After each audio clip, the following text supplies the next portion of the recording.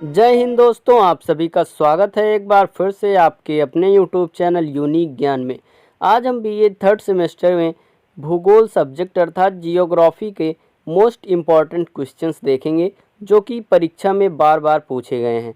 अगर आप चैनल पर नए हैं तो सर्वप्रथम चैनल आप सब्सक्राइब कर लीजिए जिससे आने वाली वीडियोज़ आपको प्राप्त होती रहें। तो चलिए देखते हैं हमारा पहला टॉपिक क्या है। जल चक्र। जीवमंडल में जीवित जीवों के अस्तित्व के लिए ऑक्सीजन, कार्बन, हाइड्रोजन अत्यधिक महत्वपूर्ण तत्व होते हैं। अगर हमें जीवित रहना है, किसी भी जीव को जीवित रहना है, उसके लिए ऑक्सीजन, कार्बन और हाइड्रोजन बहुत ही महत्वपूर्ण तत्व होते हैं। इसको हम लोग जानते हैं क्योंकि ये जैविक पदार्थों के शुष्क वजन का लगभग 90% भाग का निर्माण करते हैं। अगर हम अपने पूरे शरीर का, जीवों के शरीर के भाग का पूरा अगर भार देखें तो लगभग उसमें 90% भाग जल होता है, जल के रूप में हमारे अंदर विद्यमान होता है और बाकी शुष्क भाग हमारा शुष्क वजन होता है। इनमें से जल के रूप में हाइड्रोजन तथा ऑक्सीजन सम्मिलित रूप से समस्त जीवों के सकल भार के 80.5% भाग का प्रतिनिधित्व करते हैं। हमारे शरीर का जो वजन होता है उसमें से 80.5% भाग हमारा जल रहता है और जीवमंडल में हाइड्रोजन का निवेश जल के रूप में होता है। अतः इस तत्व के चक्र को जलीय चक्र कहा जाता है। यह जो चक्र बनता है, जल हमारे अंदर जाता है, फिर हम लोग बाहर निकालते हैं, निवेश जल के रूप में हाइड्रोजन का करते हैं, यही जल चक्र कहलाता है। अगला हमारा प्रश्न है पर्यावरण का अर्थ। पर्यावरण का क्या अर्थ होता है? आसानी से हम लोग क्या याद किए हैं अभी तक कि पर्यावरण परिधन आवरण, हमारे चारों तरफ जिस आवरण से हम घिरे हुए हैं वही पर्यावरण है। लेकिन हम कैसे लिखेंगे इसको अब हम जानेंगे। पर्यावरण का अर्थ होता है घिरा हुआ या घेरना। पर्यावरण विश्व का समग्र दृष्टिकोण है तथा इसकी रचना स्थानिक तत्वों वाले एवं विभिन्न सामाजिक आर्थिक तत्वों से होती है। वे विभिन्न तंत्र अलग अलग विशेषता वाले होते हैं। इन विभिन्न तंत्रों के सहायता से साथ पर्यावरण कार्यशील रहता है। कौन कौन से तंत्र होते हैं? सामाजिक, आर्थिक पर्यावरण में तत्व होते हैं जिनके वजह से पर्यावरण कार्यशील रहता है।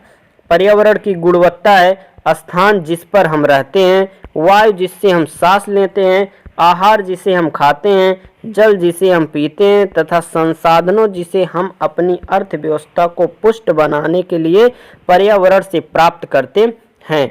जो इसकी गुणवत्ता क्या क्या है?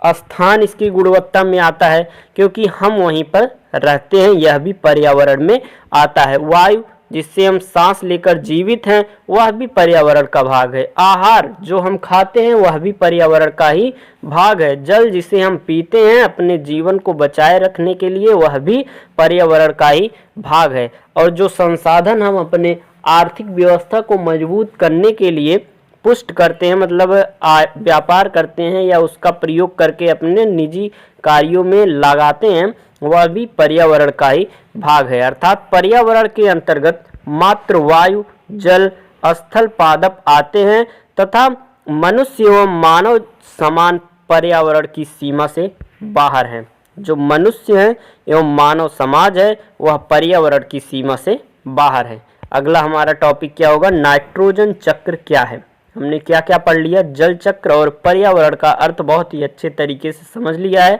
आपको हर एक टॉपिक इतनी अच्छी तरीके से समझाया जाएगा, बस ये आप ध्यान से सुनते रहिए। आपके पेपर में यह क्वेश्चंस आएंगे और आप बहुत ही अच्छे तरीके से लिखेंगे, विश्वास रखिए और वीडियो को अंत तक देखिए। नाइट्रोजन चक्र क्या है? जीवमंडल में नाइट्रोजन का सभी प्रकार के जीवों, पौधों, मानव सहित जंतुओं तथा वियोजक सूक्ष्म जीवों के लिए महत्व होता है क्योंकि यह एमिनो एसिड का एक आवश्यक भाग है। नाइट्रोजन जो होता है वह अमीनो एसिड का बहुत ही आवश्यक भाग होता है तथा जीवों में प्रोटीन के निर्माण में अमीनो एसिड की आवश्यकता होती है।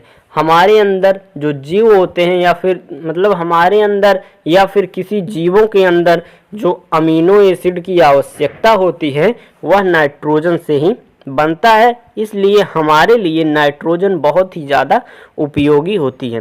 पौधों तथा जंतुओं के संवर्धन के लिए नाइट्रोजन की यौगिक के रूप में आवश्यकता होती है। यद्यपि वायुमंडल में नाइट्रोजन सर्वाधिक मात्रा में है, वायुमंडल के समस्त गैसीय संगठन का 78% पाई जाती है। अगर हम देखें अपने वायुमंडल में तो सबसे ज़्यादा हमारे वायुमंडल में कौन सी गैस पाई जाती है? Nitrogen gas. कितने प्रतिशत? लगभग 78% नाइट्रोजन हमारे वायुमंडल में पाया जाता है। परंतु जीवित जीव इनका प्रत्यक्ष उपभोग नहीं कर पाते हैं। कोई भी चीज़ हो उसका उपभोग हम सीधे नहीं कर सकते हैं, उसको साफ सफाई करते हैं या किसी अन्य तरीके से उसका यूज करते हैं, तब हमारे यूज में आता है और बहुत ही हमारे लिए हर एक चीज़ बहुत उपयोगी होता है। उसी प्रकार नाइट्रोजन हमारे लिए उपयोगी है, क्योंकि हमारे अंदर जो अमीनो एसिड की आवश्यकता होती है वह नाइट्रोजन से ही बनती है।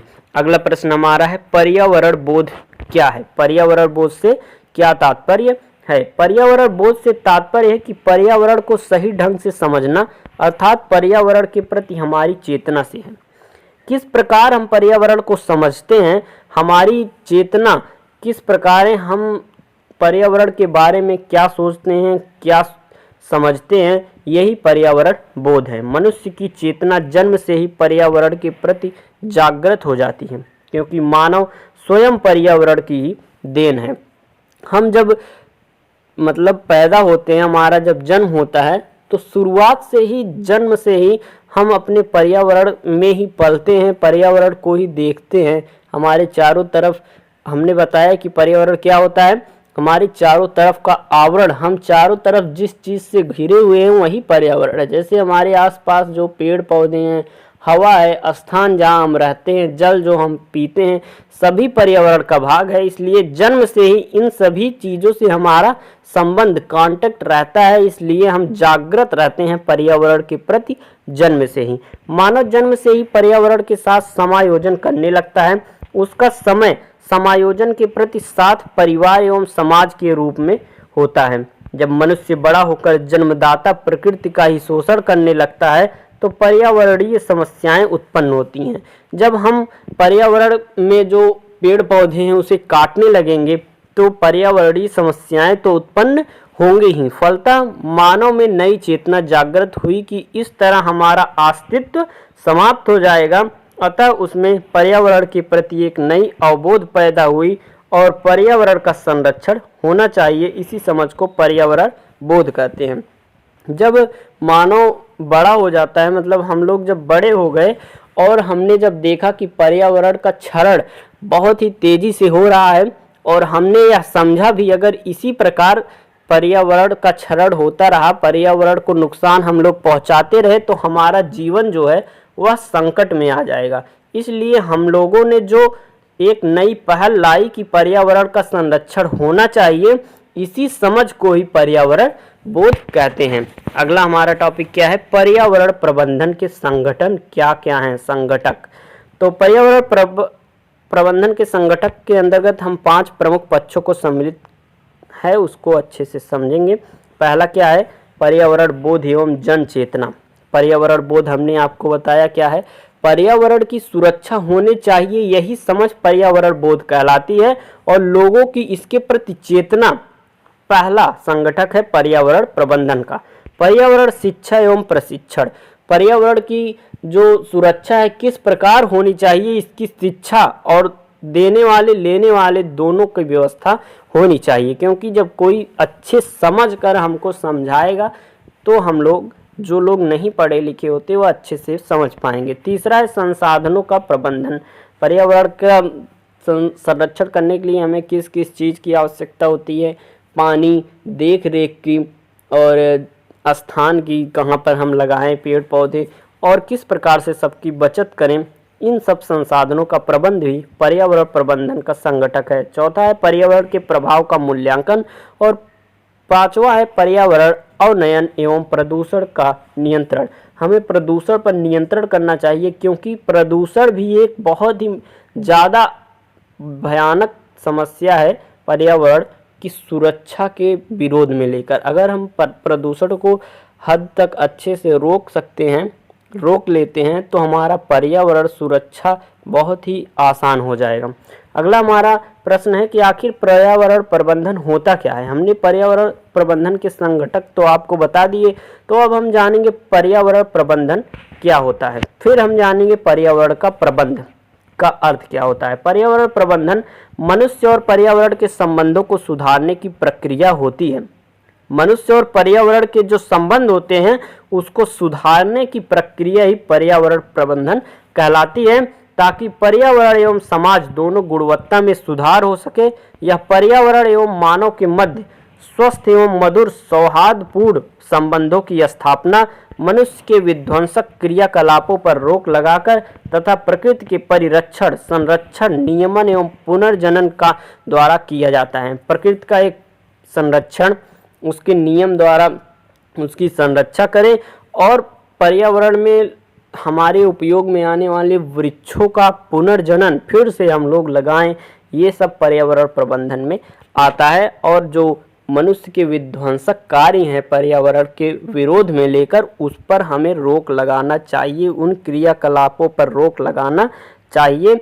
यही समझ ही और मनुष्य और पर्यावरण के बीच में संबंध की प्रक्रिया ही हमारी पर्यावरण प्रबंधन कहलाती है। अगला हमारा है कि पर्यावरण प्रबंधन से क्या तात्पर्य है। पर्यावरण प्रबंधन से क्या तात्पर्य है। पर्यावरण प्रबंधन से यह तात्पर्य है कि पर्यावरण के विभिन्न घटकों के संतुलन को बनाए रखना। यह स्वपोषण तंत्र एवं स्वयं नियमन को संचालित रखता है। यह एक जटिल प्रक्रिया है जो अपरिवर्तनशील है। पर्यावरण स्वपोषण एवं स्वनियमन शक्तियां अनवरत क्रियाशील रहती हैं जो अपरिवर्तनशील हैं। पर्यावरण स्वपोषण एवं स्वनियमन प्राकृतिक तत्वों का उपभोग करते समय यह भूल जाता है कि वह कितनी मात्रा में और किन तत्वों का किस प्रकार उपभोग करे ताकि प्राकृतिक तत्वों में संतुलन स्थापित रहे।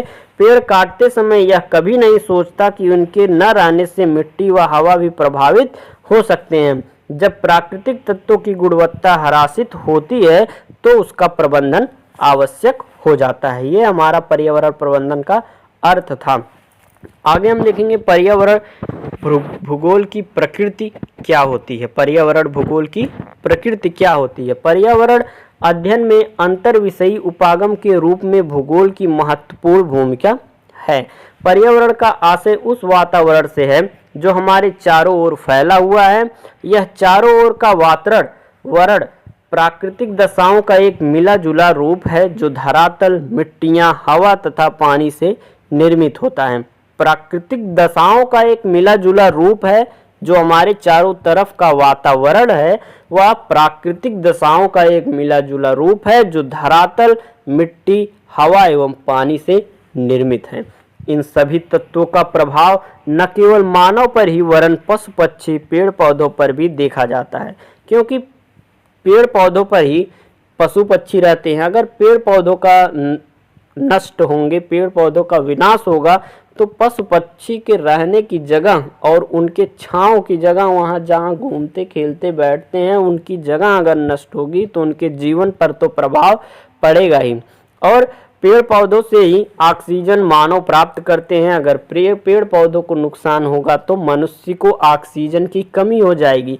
अर्थात ये सभी एक दूसरे से अंतर संबंधी हैं। इस प्रकार सभी प्रकृति प्रदत्त शक्तियां प्राकृतिक वातावरण या पर्यावरण को बनाती हैं। अब हम देखेंगे पर्यावरण भूगोल की परिभाषा क्या होती है। पर्यावरण भूगोल को सविंद्र सिंह ने शब्दों में हम आपको बताएंगे कि पर्यावरण भूगोल सामान्य रूप से जीवित जीवों तथा प्राकृतिक पर्यावरण के मुख्य रूप से प्रायोगिक स्तर पर विकसित आर्थिक, मानव एवं उसके प्राकृतिक पर्यावरण के मध्य अंतर संबंधों के स्थानिक गुणों का अध्ययन पर्यावरण भूगोल कहलाता है। अगला हमारा प्रश्न है कि पर्यावरण विश्व स्तर पर पर्यावरण अवबोध पर प्रकाश डालिए। पर्यावरणीय अवबोध के कारण आज विश्व भर में जनमानस में इस विषय में जागरूकता बढ़ी है। इसी का परिणाम है कि मानव एवं पर्यावरणीय समस्याओं को समझने तथा सुलझाने के लिए संपूर्ण विश्व में अनेक अंतर्राष्ट्रीय संगठनों का गठन हुआ है जिनमें संयुक्त राष्ट्र का पर्यावरण कार्यक्रम यूनेप, आधुनिक समाज की चुनौतियों से संबंधित कमेटी CCMM।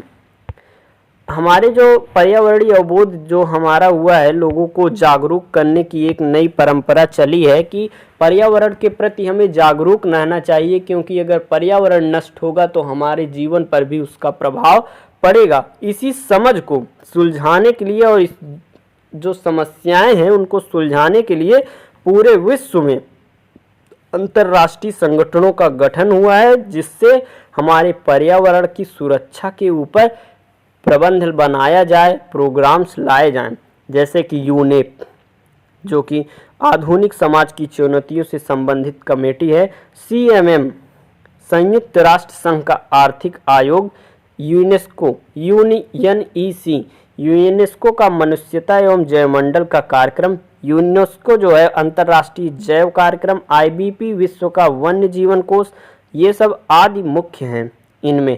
तो इसमें क्या बताया गया कि विश्व स्तर पर पर्यावरण अवबोध पर प्रकाश डालिए।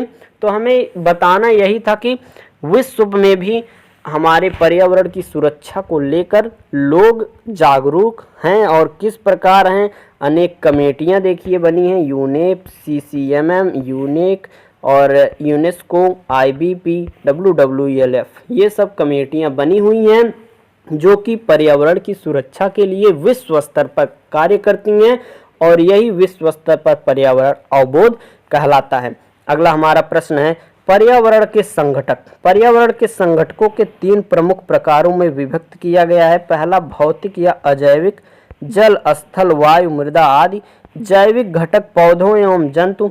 ऊर्जा संघटक सौरिक, भूतापीय ऊर्जा संघटक के अंतर्गत 3 प्रमुख संघटक आते हैं, पादप संघटक, जंतु संघटक एवं सूक्ष्म जीव संघटक।